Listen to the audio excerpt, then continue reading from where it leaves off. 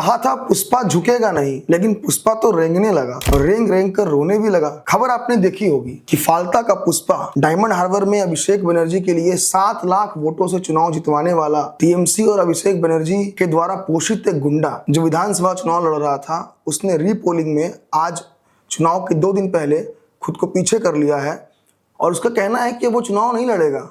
कारण बताया है कि मुख्यमंत्री शुभेंदु अधिकारी ने फालता के लिए स्पेशल पैकेज की घोषणा की है, तो वो चाहता है कि ये पैकेज यहाँ के लोगों को मिले, इसलिए वो चाहता है कि वो चुनाव से पीछे हट जाए।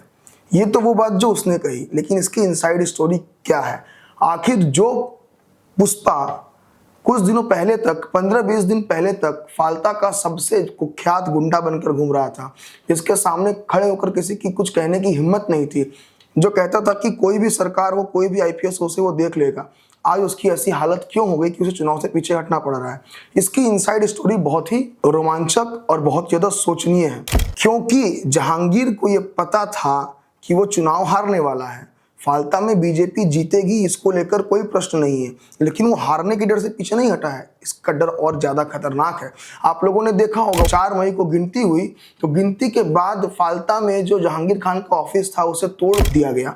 इसे तोड़ने में कोई बीजेपी के कार्यकर्ता नहीं थे, वहां के स्थानीय लोग थे, क्योंकि जिस तरह से जहांगीर खान के डर टेरर फैक्ट्री के अंदर लोग रह रहे थे, उन लोगों को एक आजादी मिली, एक भय मुक्ति मिली। जितनी हत्याएं उसने कराई थी, उस सबका जो आक्रोश है वो जनता के अंदर है। और जहांगीर खान जिसने 4 मई को एक टीजर देखा था, उसे ये पता है कि उसकी हार निश्चित है। उसके बाद जो ये आक्रोश है और बढ़ेगा, और जहांगीर खान अगर इस मैदान में बने रहता है तो काउंटिंग के दिन जनता के आक्रोश से बचना जहांगीर खान के लिए बहुत मुश्किल होता। इसी डर से सो कॉल्ड पुष्पा झुका ही नहीं, रेंगने लगा और खुद को उसने पीछे कर लिया। लेकिन कहानी इसके आगे भी है। आप लोगों ने देखा होगा कि बीजेपी के कैंडिडेट वहां पर प्रचार कर रहे हैं। बीजेपी के लिए मुख्यमंत्री शुभेंदु अधिकारी से लेकर बीजेपी के तमाम नेता फालता में प्रचार कर रहे हैं। यहां तक कि सीपीएम के कैंडिडेट प्रचार कर रहे हैं और ये कह रहे हैं कि इसके पहले मैं प्रचार नहीं कर पाता था, बीजेपी की सरकार आ गई इसलिए मैं प्रचार कर पा रहा हूं।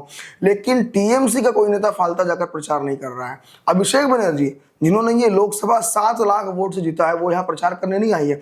जो अपने डायमंड हार्बर मॉडल को बोस्ट करते थे, वो प्रचार करने नहीं आए, क्योंकि अभिषेक बनर्जी खुद अपने एफआईआर को रद्द करवाने के लिए हाई कोर्ट में भटक रहे हैं। उनके घर पर कोलकाता म्युनिसिपल कॉर्पोरेशन ने नोटिस भेज दिया है। पूरी की पूरी तृणमूल कांग्रेस अभी स्वयं को बचाने में लगी हुई हो, चाहे वो पूर्व मुख्यमंत्री ममता बनर्जी हो या उनके भतीजे अभिषेक बनर्जी हो। ऐसे दौर में जिस फालता के जहांगीर खान ने खुद को इतना बड़ा डॉन समझ लिया था, आज वो केवल अपने आप पर रह गया, उसके आसपास कोई नहीं है।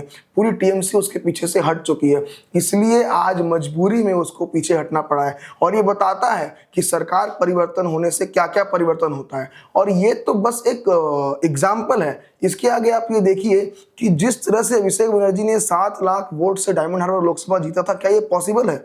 क्या 7 लाख वोट से एक चुनाव जीता जा सकता है जहां पर आपके खिलाफ इतनी शिकायतें हो, आपके खिलाफ इतना गुस्सा हो? तो अगला जो डायमंड हार्बर का चुनाव होगा, क्या पुष्पा मॉडल पर ही अभिषेक बनर्जी स्टेप बैक करेंगे? क्योंकि जिस तरह से जहांगीर खान ने बड़ी बड़ी बातें करते हुए आखिरकार स्टेप बैक लिया है, उसी प्रकार से अभिषेक बनर्जी भी तो बातें करते थे कि 4 तारीख के बाद मैं देख लूंगा कौन तुम्हें बचाएगा, डीजे बजा दूंगा, जो भी आईपीएस हो, जो भी ऑब्जर्वर हो, 4 तारीख के बाद सरकार मेरी होगी। लेकिन उनका भी क्या हश्र हुआ। इसलिए बड़ा सवाल ये नहीं है कि आज फालता में जहांगीर खान ने एक कदम पीछे लिया और उसने कहा है कि चुनाव नहीं लड़ेगा। बड़ा सवाल ये है कि क्या अभिषेक बनर्जी भी ये कदम लेंगे, क्योंकि टीएमसी खत्म हो जाएगी। टीएमसी खत्म हो गई है। भविष्यवाणी हम लोगों ने पश्चिम बंगाल में रहते हुए पहले ही कर दी थी। आज आप लोग केवल वो देख रहे हैं, उसका चरितार्थ होना आप देख रहे हैं, किस तरह से वो रूपायित हो रहा है। धन्यवाद।